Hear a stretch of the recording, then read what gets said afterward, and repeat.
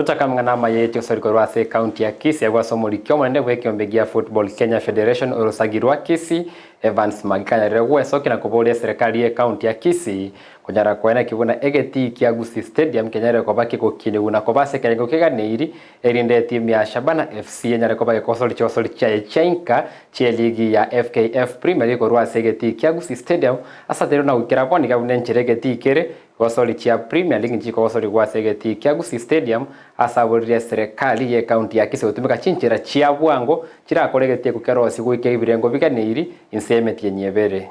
My advice as a federation ya Kisii is ineno otebya abantu bami mono county government ya Kisii ni barabara abasekoliye ye contractor egora iri myaka matuka mange tebanya kole ntuko in-house wala toba abantu in-house batumie public works so that at the end of the day public works enaliranya korosi na perimeter tunayeko kosi mupira KPL.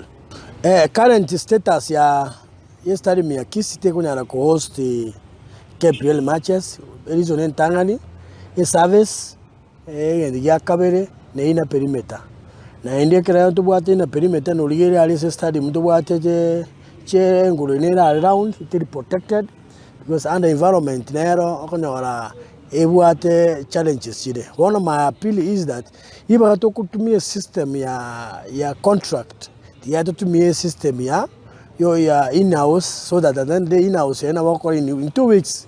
I think that thing can be na weko no. How ngakyo konya kora. Oko divide jiga siri ni which contract in various phases.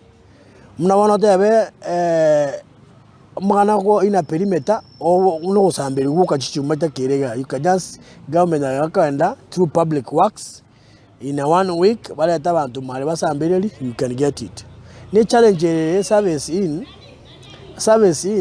na mangana bara in within 1 month. Kiara pipe choka chibure problem ali to ko pipe other things can amachiko move so that the match tabasa ko telema safe.